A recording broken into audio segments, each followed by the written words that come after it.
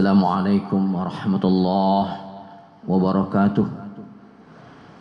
Bapak dan Ibu serta saudara-saudara pemuda-pemudi Islam, jamaah sholat zuhur Masjid Raya Syekh Ahmad Khatib Al-Minangkabawi, Provinsi Sumatera Barat, yang hadir pada siang hari ini yang kami hormati, yang kami muliakan. Sebagaimana biasanya sebelum kita mengumandangkan iqamah, kurang lebih 15 menit ke depan kita mendengarkan terlebih dahulu ceramah zuhur dari guru kita, sembari menunggu saudara-saudara kita yang sedang berwudu atau yang sedang menuju Masjid Raya ini untuk ikut sholat zuhur berjamaah bersama kita.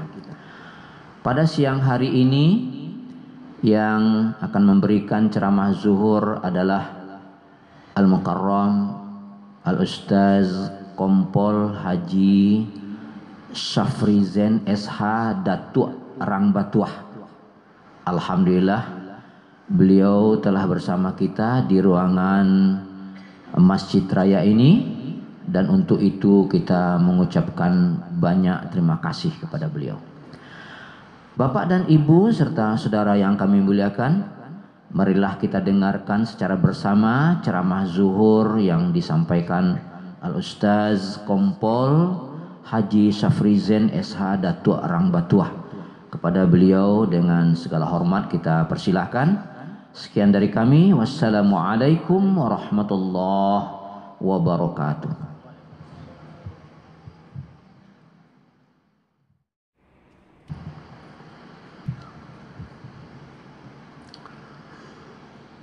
A'udzu billahi minasyaitonir rajim.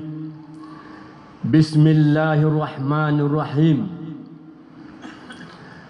Assalamualaikum warahmatullahi wabarakatuh. Innal hamdalillah nahmaduhu wa nasta'inu wa nastaghfiruh wa na'udzu billahi min sururi anfusina wa min syarri a'malina. May yahdihillahu fala mudhillalah wa may yudlil fala hadiyalah. Asyhadu an la ilaha illallah wa asyhadu anna Muhammadan abduhu wa rasuluh la nabiyya ba'da. Allahumma salli wa sallim ala Muhammadin wa ala alihi wa man tabi'ahu ihsan illa yaumidin. Faqala ta'ala fil karim. A'udzu billahi minas syaitonir rajim. Bismillahirrahmanirrahim. Wa man asanu kallam mimman da'a ila Allah wa amila salihan wa qala innani minal muslimin. Khalaidun wasari'u ila maghfiratin min rabbikum wa jannati arduha samawati wal ard uiddat lil muttaqin.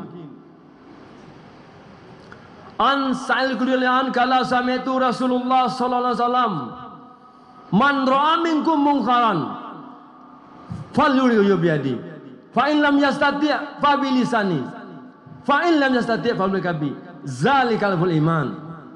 Sadaqallahul azim, sadaqallahu sallallahu alaihi wasallam. Yang kami hormati tentunya pengurus Masjid Raya Syekh Ahmad Khatib Al-Minangkabawi Sumatera Barat beserta jajarannya.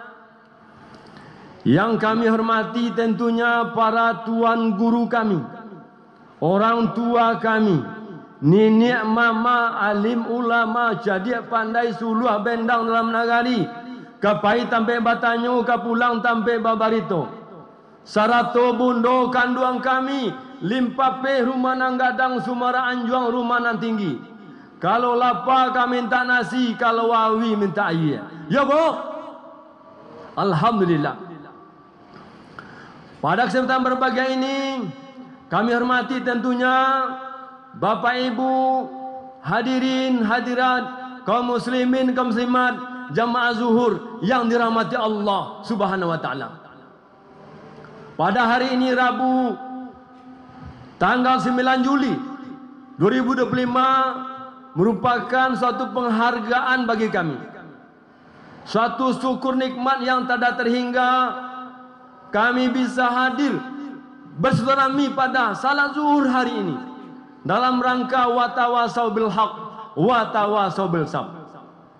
Hadirin jamaah zuhur jamaah Allah SWT, mengawali kultum kita pada hari ini kami membacakan sebuah firman Allah di surat Al Imran ayat 133 yang terjemahannya, dan bersegeralah kamu mencari ampunan dari Tuhanmu dan mendapatkan surga yang luasnya seluas langit dan bumi yang disediakan bagi orang-orang yang bertakwa. Hadirin sidang jamaah zuhur rahmati Allah Subhanahu wa taala. Kita menyadari selaku hamba Allah yang daif ini, manusia yang lemah iman ini, yang dalam kehidupan kita saat melihat kita salah, saat kita mendengar kita khilaf, saat kita berpikir juga salah, apalagi saat berbicara sering tidak baik ucapan kita. Maka kesempatan berbahagia ini, atas keadaan demikian, Allah sangat tahu keadaan manusia yang lemah iman ini, maka rahmat Allah dibuka seluas-luasnya oleh Allah Subhanahu wa taala. Sebagaimana di firman Allah Taala tadi yang kita bacakan, surah Al Imran 133 ini, Allah memerintahkan kita untuk bersegera minta ampun.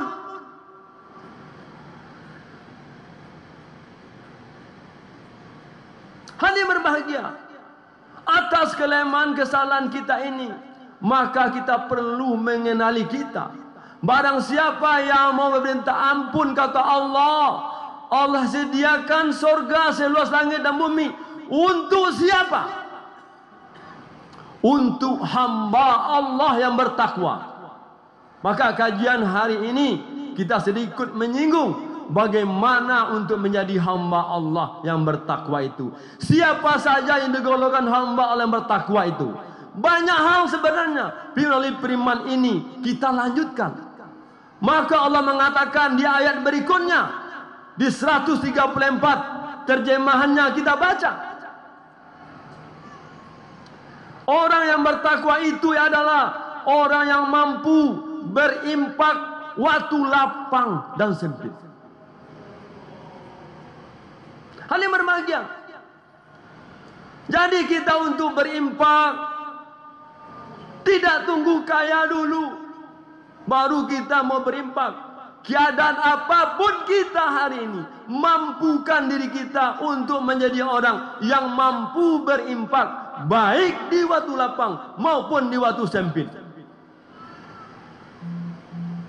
Sudah sering disampaikan oleh ustaz ulama kita bahwa pada akhirnya manusia ini di alam akhirat bermohon kepada Allah, tundalah kematian ini ya Allah, hidupkan aku kembali ke dunia.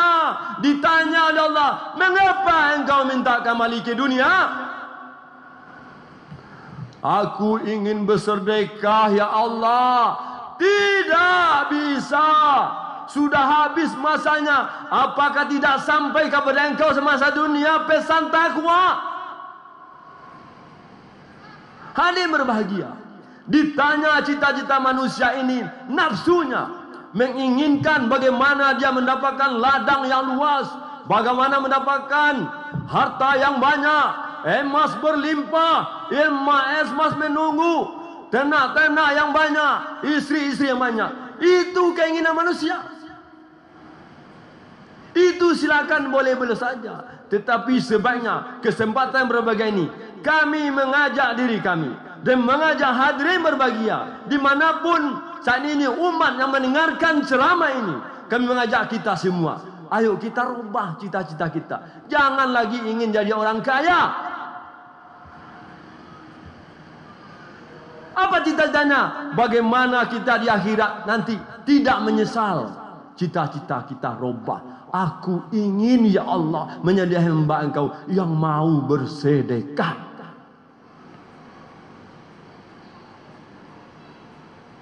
Hadirin berbahagia, apa sedekahkan? Harta kalau ada. Harta tidak banyak, sedikit ketemunya, silakan bersedekah, berinfak silakan.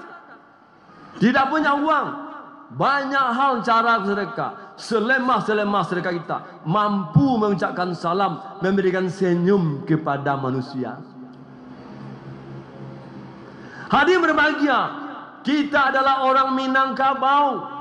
Orang Minangkabau oleh kerana adab di sarak-sarak bersandi kita pula sarak mengatur adab memakai. Sarak itu adalah undang-undang. Orang Minangkabau undang-undangnya adalah orang beragama Islam, Al-Quran dan hadis sunnah.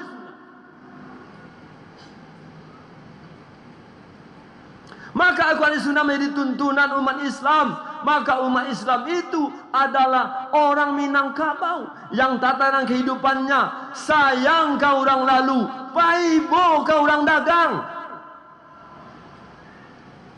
Jadi kalau ada menyatakan orang Minang teroris, itu pemikiran yang salah. Orang Minangkabau adalah penyayang kepada orang lalu, paibo ke anak dagang. Bayangkan, bagaimana mungkin ada dikatakan orang Minang ini teroris? Radikal tidak ada. Barangkali mungkin saja di antara perbuatan-perbuatan dari para pihak, mungkin saja itu tidak diterima, maka aksi lakukan itu menimbulkan reaksi. Reaksi itu bukanlah teroris, bukanlah radikal. Hadirin sidang jamaah yang dirahmati Allah, siapa lagi orang bertakwa itu? Orang yang mampu menahan amarah. Dalam tatanan kehidupan ini kita berkeluarga, kehidupan suami istri, kita tidak semua berkecukupan, tidak semua kita mampu berkata keadaan fisik yang sehat, pemikiran yang bagus. Ada kadang-kala kita saat itu mungkin lagi ada masalah. Maka selaku orang yang beriman, maka dia mampu menahan amarahnya. Maka orang yang mampu menahan amarah ini Allah berikan hadiah surga seluruh langit dan bumi. Yang ketiga, siapa lagi ketika yang bertakwa itu adalah orang yang mampu memaafkan kesalahan orang lain. Bapak Ibu hadirin sekalian jemaah zuhur rahmat Allah, berbicara tentang memaafkan orang lain, inilah umat Islam. Umat Islam rahmatan lil alamin. Dikategorikan oleh Allah SWT Al-Quran ini, kalau memang hamba Allah yang bertakwa beriman, dia tidak tunggu dulu orang yang salah kepada dia untuk minta maaf. Dia sudah memaafkan terlebih dahulu sebelum yang bersangkutan minta maaf. Inilah hebatnya orang Minangkabau yang berbahagia. Rahmatan lil alamin, tidak dendam, tidak iri, tidak dengki. Sesungguhnya kerabatan orang Minangkabau ini, sesungguhnya silaturahmi terjaga dengan baik. Hadirin berbahagia, yang terakhir mungkin ciri-ciri orang bertakwa itu adalah kita manusia ini penuh dengan salah dan khilaf. Kita adalah orang yang umi. Kita orang yang tidak tahu tentang sesuatu. Banyak yang kita belum tahu. Sehingga dalam tatanan kehidupan ini kita terlibat perbuatan kemaksiatan, perbuatan yang merugikan diri kita sendiri. Siapa itu? Mungkin kita melakukan suatu perintah Allah tidak dilaksanakan, larangan dilaksanakan. Momen di akhir kutub kita ini, kita menyampaikan sebuah kisah fenomena yang terjadi di Indonesia ini. Kabar berita begitu viral, sangat memalukan. Kemarin ditangkap para pelaku seks menyimpang, pelaku LGBT di Bogor, Indonesia. Itu suatu perbuatan keji. Itu benar merugikan diri sendiri.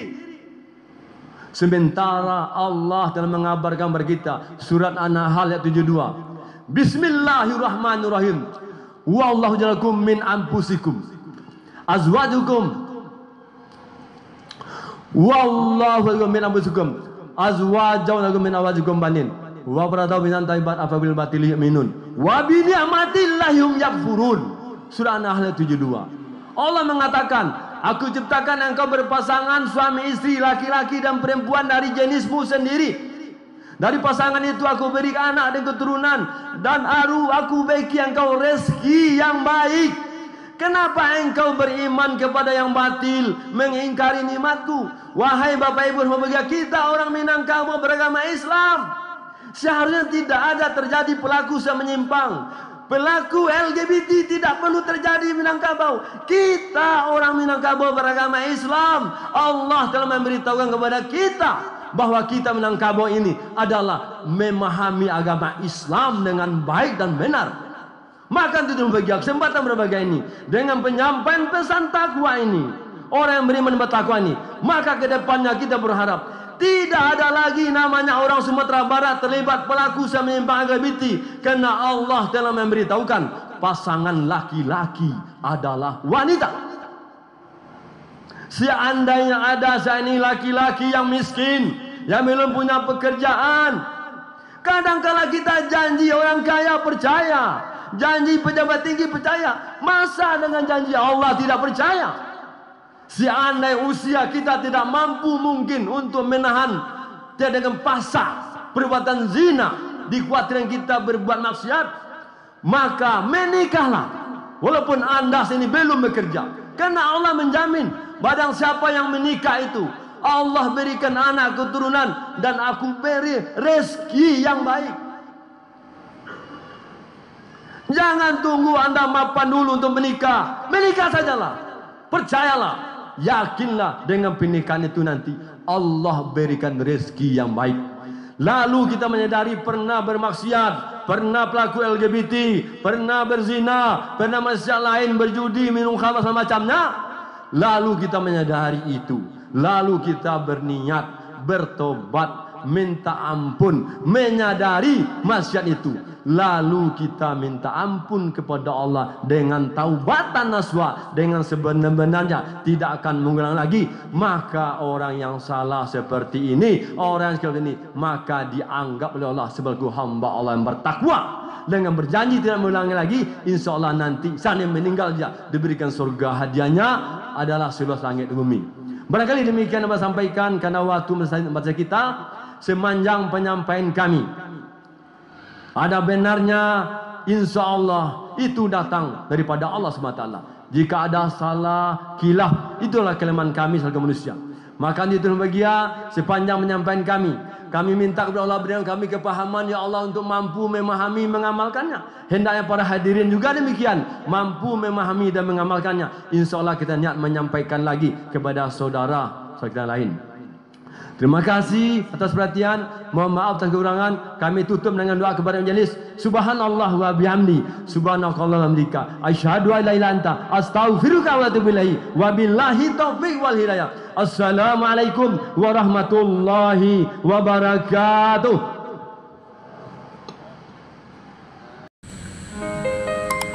Allahu akbar, Allahu akbar. Asyhadu an la ilaha illallah. Asyhadu anna Muhammadar Rasulullah. Hayya 'alas salati, hayya 'alal falah. Qad qamatis salatu, qad qamatis salah. Allahu akbar, Allahu akbar. La